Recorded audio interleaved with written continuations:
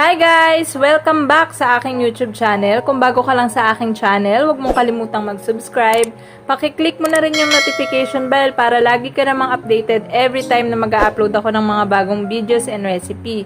So today, gagawa tayo ng cupcake and tuturuan ko kayo kung paano mag-prepare ng Everwhip icing using hand mixer.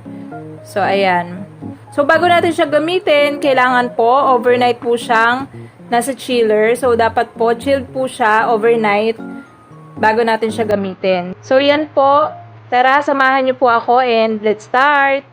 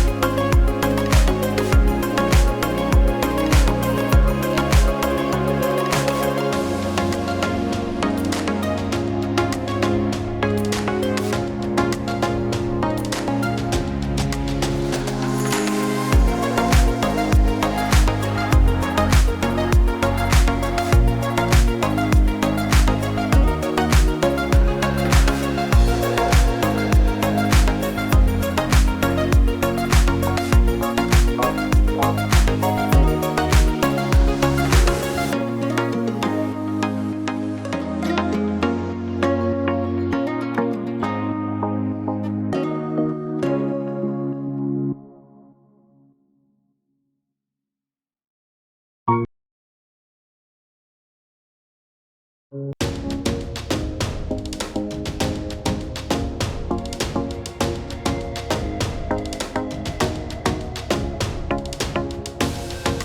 ang Everwhip natin ay may lasa na siya, matamis na siya, templado na siya. So, yung iba hindi na naglalagay ng sugar, pero sa akin kasi medyo matabang pa siya.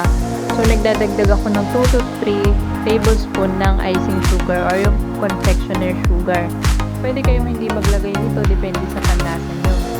So, para sa akin kasi yung stability niya mas maganda, mas stable talaga siya kapag dinadagdagan ng confectioner sugar rather than hindi dinadagdagan ng confectioner sugar. Although, dahil sa inyo po yun kung ano po yung panlasa nyo.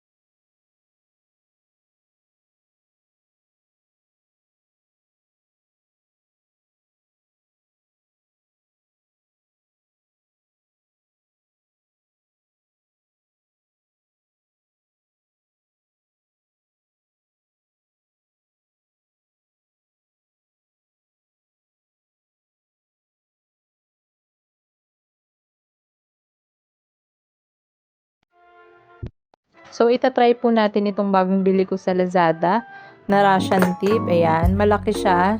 So, hindi pa ako masyadong sanay sa ganitong size ng typing tip. Usually kasi yung ginagamit ko is yung maliliit. So, ito medyo malaki siya. So, first time ko lang siya gagamitin. Kaya pagpasensyahan nyo na po kung medyo hindi pa ganun kaganda yung pagpapiping ko. Kasi hindi ako sanay sa ganito kalaki. Ang sanay ko is yung maliliit lang talaga. Ang ginamit ko pong recipe sa aking cupcake is yung ating No Bake Super Moist Chocolate Cupcake. Ayan, ipopost ko po yung link sa description box below para po masundan nyo rin po yung napakasarap po na recipe ng ating No Bake Super Moist Chocolate Cupcake. Short review lang po sa ating Everwhip. Masarap naman siya, creamy siya. Yung lasa niya kasi parang medyo similar siya sa lasa ng Oleo Fats. Yun, na ginawan na rin natin ng video. So, ganun na ganun din yung lasa niya. Pero sa akin, kailangan mo talaga siyang lagyan ng vanilla para mas maging mabango siya. Pero sa lasa naman masarap. Yun nga lang, kahit nasabihin nating templado na siya, kahit na medyo matamis na siya, sa akin medyo kulang pa rin yung tamis niya. Medyo matabang pa rin siya.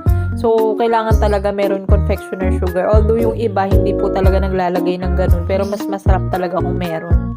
Then, yun, stable siya. Stable siya as long as pagka gawa mo ng cake, dapat hindi mainit yung cake mo. Then, after mo siyang i-arrange or after mong lagyan ng icing, dapat talaga ilalagay mo siya sa ref. Kasi pagka nasa room temp lang siya or medyo matagal siya sa mga place na mainit, mabilis din siyang matunaw. Pero overall, masarap and sulit na sulit siya kasi 180 lang ang bili ko. And ang dali lang hanapin ito kasi sa mga grocery store available sa nationwide. So ako sa Pure Gold ko siya nabili for only 180 pesos. O, di ba ang mura-mura lang kumpara sa Whippet. Ang Whippet natin is nakakahalaga siya ng around 320 ganyan. Yung Oleo Fats naman nasa around 280. So, eto, panalo-panalo ka na dito kasi sa isang pack is meron ka ng magagawa doon na around siguro mga 3 pieces ng cake, makukover niya na, or 2 pieces ng cake, makukover niya na. Anyway, sa 1.5 cup na nagawa natin, nakapag-cover tayo ng 25 pieces ng cupcake. So, okay na, diba?